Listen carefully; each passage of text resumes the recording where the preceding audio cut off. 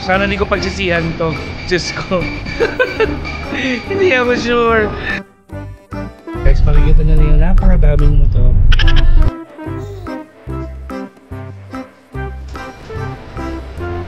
Masarap siya guys. Hindi ko na maintindihan. Parang talaga Pilipinas yung Vietnam. No offense man sa Philippines, pero feeling ko mas improved to. Improved version. Let's explore Saigon.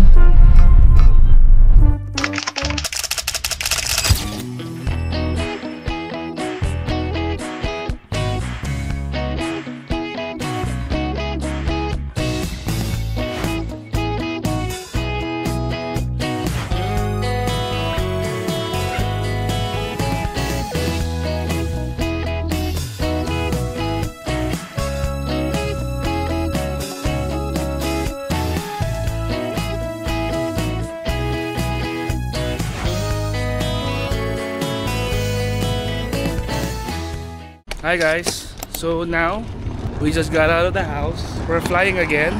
Wala nyo guys kung saan tayo pupunta. Tayo ay pupunta sa airport.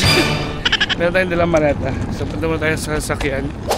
So we're now guys at the bus station. We're taking the bus to the airport. So the bus is arriving in 13 minutes. Parang mas convenient siya minsan. Minsan lang naman, hindi lagi. Para at least wala na ako naaabala. Wala na maghatid sa akin. And ayun nga, standby tayo for Qatar Airways going to Doha. So we're going to Doha first and then Doha to Saigon. I'm excited. Pero ang bigat nung hand carry ko na backpack. Bakit kaya? Dapat 7 kilos lang ako eh.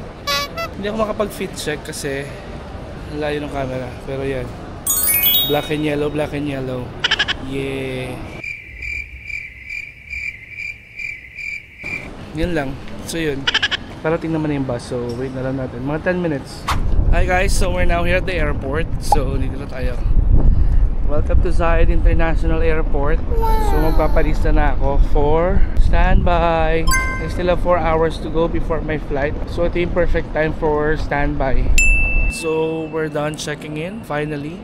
Actually, kabubukas lang nung check-in counter and in-expect ko after 1 hour pa 1 hour before the flight pa ako makakapag-check-in. Pero hindi, binigyan ako ng boarding pass. Naka-check-in na ako, confirm na rin yung ticket ko from Abu Dhabi to Doha, Doha to Vietnam. Tapos sabi niya, kunin ko na lang daw yung boarding pass ng Vietnam ko sa Doha. So yun, confirm na ako guys. We're flying. So first time flying Qatar Airways. Hindi na ako mag-video sa loob. Lahat ng vlogs ko may video na lang sa loob ng airport. Alam niyo naman na ang itsura ng Abu Dhabi airport. So, relax na muna ako guys. Bye bye! We're now at the boarding gate guys. Walang tao. As in wala, literal. Ako lang mag-isang tao dito. So, I'm waiting. I have 1 hour left before boarding. Pero bakit ako lang yung tao? Or baka nasa mali ako? Pero hindi, tama. So yun, discuss ko lang yung plans. I'm going to Doha for a layover going to Saigon. So Abu Dhabi, Doha, Doha, Saigon or Ho Chi Minh. I'll be arriving in Saigon 7 in the morning. Well, lahat, sabi nila, sobrang haba daw ng queue sa immigration. So, expect natin mga 2 to 3 hours ng immigration. So, we'll be out of the airport in Saigon around 10, 9 to 10. Out na tayo and then, kausap na natin yung Airbnb natin. Pumayag naman siya na mag-early check-in tayo. Ng mga 12. So, after airport, mga 11, lunch muna tayo, early lunch. And then, punta na tayo ng Airbnb. Check-in and then pagdating ng gabi susunduin ko sila Hero sa airport kasi ang dating nila is 11:50 pa. So punta ako ng mga airport ng mga 1 AM kasi expected na yun mga 2 AM sila makakalabas. Pahinga konti and then next day gala na agad. We don't have that much time in Saigon kasi parang 4 days lang kami.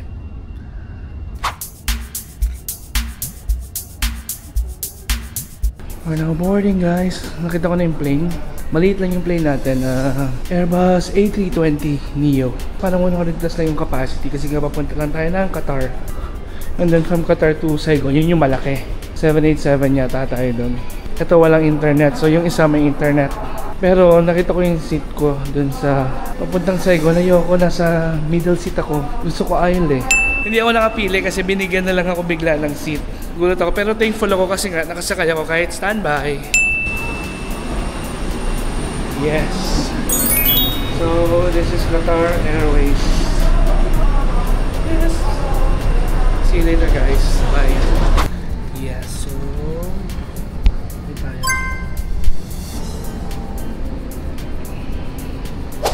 We're now in Doha guys. So yeah, we're going to transfer this on to our next flight to Saigon. Yan lang. Quick lang yung flight. Sobrang bilis. Ang nakalagay sa ticket is 1 hour and 10 minutes. So para nag-fly kami ng mga ano lang, 45 minutes. So yan, let's go.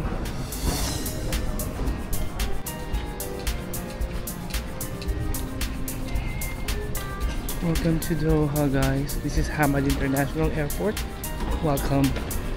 Nakapunta na tayo dito guys before 2017 yata or 2016 or 2015, hindi ko maalala. 3 months tayo dito for work. Nung nasa Century Properties pa ako, sa Al Mansura ako nag-stay. Tambay ako ng Al Sadd. Lagi ako nasa may souk. So yun, nakakamiss. So transfers tayo. Let's go guys. So mabilis lang siya guys. Nakuha ko na yung boarding pass ko after nung baggage check. Di ba pagbaba ng aeroplano, dito tayo sa gate to check the baggage, yung check-in baggage natin. Scan lang nila yan. Tapos paglabas mo doon, may kiosk na pwede ka mag-print ng boarding pass. So hindi mo na kailangan pumunta sa transfer desk kung may seat number ka naman na, kung check-in ka naman na. Hindi mo na kailangan pumunta sa information. So kailangan mo lang mag-print C, D, E. So let's go there guys. We're going to ride a train going to Terminal D. Gate D, I mean.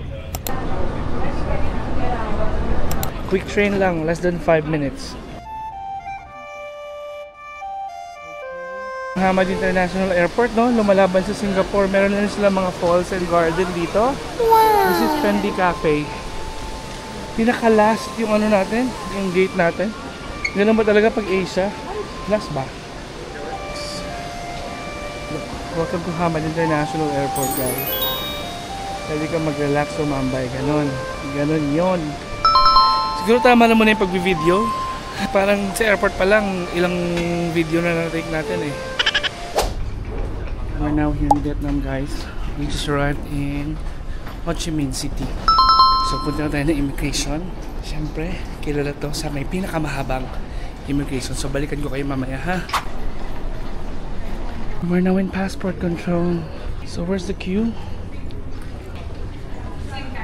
Hi guys, 7:30 in the morning. We're now here queuing up for the immigration. So totoo nga ang balita, super haba. So hopefully matapos tayo in 2 hours. So we're done with the immigration guys. Sabi ng iba matagal. I was expecting 2 to 3 hours. Although mahaba na yung sa akin, 50 minutes. Ang tagal na nung pinila ko, ang dami na rin tao.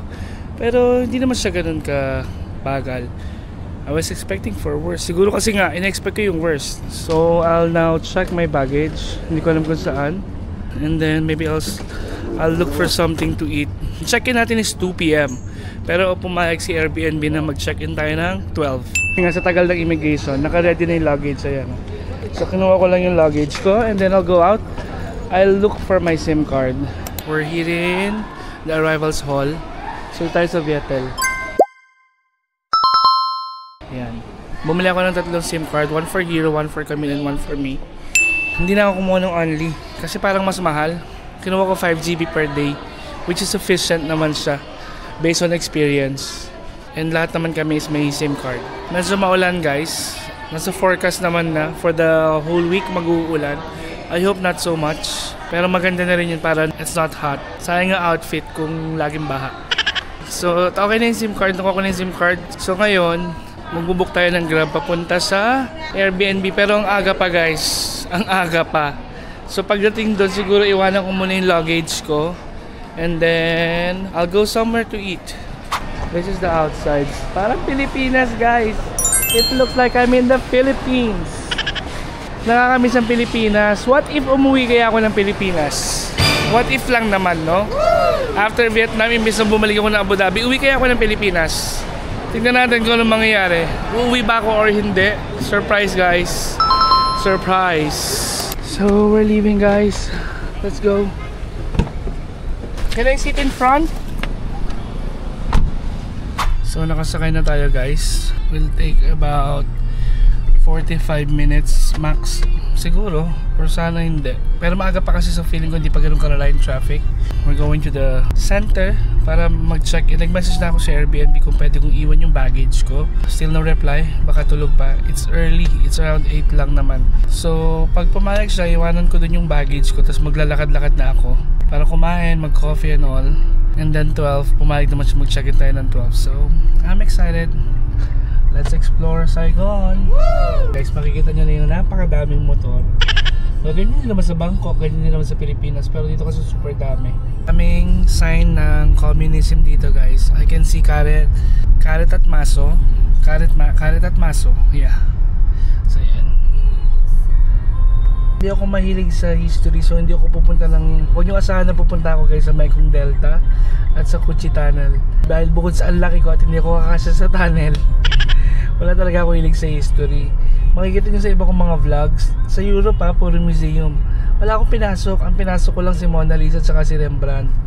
Iba hindi ko na pinasok kasi nga hindi naman ako mahilig sa museum, sa art, sa history. Ayoko naman magpanggap. Pero pinupuntahan ko naman siya. Yun nga, sa labas lang ako. So dito tayo ngayon. Iniwan ko lang yung luggage ko kasi nga maaga pa. 10 pa lang, 12 pa ako mag-check-in. So lalabas muna ako para kumain. So para sa tenement. Ako okay ako dito sa ganito kasi mas feel ko na local eh. You know, maarte ako sa accommodation, alam niyo yan guys. Makikita niyo sa mga videos ko. Maarte ako sa accommodation. Pero this time, parang feel ko maging local. Actually sa Bangkok din, naisip ko sa Bangkok. Pagbalik ko ng Bangkok, hindi ako mag-hotel. Mag-rent ako ng house and lot or ng bahay or apartment. Para at least yung community ko maganda. Woo! Tingin tayo dito. Kung mag-withdraw pala muna tayo guys, may nakita na akong TP Bank. Ito, saka may isa pang bank, I forgot. Yung mga okay na pag-withdrawan kasi walang charge and maganda yung rates. So mag-withdraw tayo, gagamitin ko yung Visa. Gcash card ko na Visa. Off service. Out of service guys yung ATM. So wala akong cash. So hindi ko alam kung paano ako kakain. So feeling ko para makakain, dun tayo sa mga restaurant talaga. Kasi feeling ko yun lang yung tumatanggap ng card. The rest, cash na. They accept card guys. So hopefully this is okay. So yun, 4.8 siya sa Google. Mukhang okay naman. Tignan natin yung menu kung ano yung pwede natin kainin dito. And nagche-check pa rin ako ng ibang hotel in case lumipat kami ng hotel. Kasi I'm not sure if magugustuhan ni Hero yung accommodation namin. Though cozy siya, 2-bedroom apartment. Yun nga lang, nasa local side siya. Hindi siya yung pan-tourist. Well, sana magustuhan niya. Alam nyo guys, hindi ko alam kung ano yung order ko. Sana hindi ko pagsisihan to. Diyos ko. Hindi ako sure. Sana masarap. Well, gusto ko mag-buncha, pero yung buncha nila nakalagay snail meatballs. Hindi naman ako makain ng snail meatballs guys. Hindi naman ako makain ng suso. Sabi ko nga first time ko magsuso sa Paris, nag-escargot ako. Kasi social. Tinaray ko lang, tinikman ko, masarap naman pero ayoko na siyang ulitin. Kasi nai-imagine ko yung suso. So I don't like. Ang in-order ko is Todak Diet, bebe plus tom plus ke. Special bowl siya, mixed mantis, shrimp, and green crab. So hindi tayo sure doon. Hindi tayo sure. Sana hindi ko pagsisihan. Ang sarap ng iced tea nila. Wow! Jasmine. Matabang, hindi matamis. As in literal na matabang.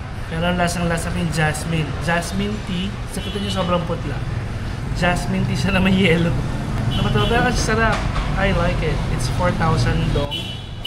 Anong 10 pesos? So 10 lang. Mura guys. Sarap.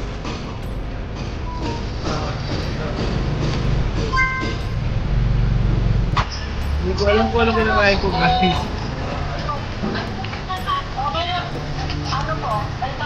Kausap ko sila mama guys. Sorry.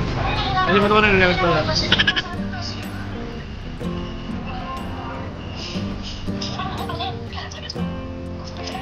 Masarap sa guys.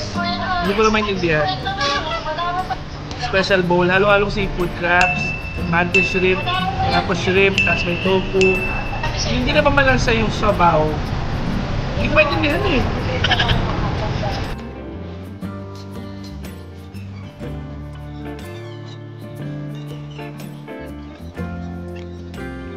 Tapos tayo kumain. Ano oras ba? 11:15 pa lang eh. Mayroon pa tayo mga 45 minutes na papatayin. So wala pa akong masyadong tulog. Tulog ako kahit mga 3 hours. Pero mag-withdraw muna ako. Okay? We're back in the B&B guys. So we can now check in. I'll show you how it looks inside. House tour muna tayo. House tour. Open natin yung door. Pagpasok, meron tayong dining area for 4. So yan, meron tayong cozy na couch. And may fish. May fish, yeah, may fish. And then yan, meron tayong ref, microwave, so we can stock on beer. Okay. Cute. The toilet. Yeah, my bidet, so perfect. That's what I like. Hindi naman di ako nakakapag-toilet nang walang bidet. And this is the first room. So yan. Tapos para makapunta sa second room, kailangan mo dumaan ng first room. So ito. Okay. So magpe-freshen up na ako. Matutulog ako. Kahit 2 to 3 hours. And then, I'll go out mga afternoon. Tapos sa gabi susunduin ko sila sa airport. Pakita ko muna sa inyo yung view sa labas. Ito yung view. So mga windows. So ano to, pang local talaga, local living. Okay lang sa akin to. It's nice, it's cozy, it's one. Ganda ng kitchen niya. Akala ko talaga tiles, pero ano lang siya, parang sticker. Ganda. Mas maganda yung kung tiles talaga.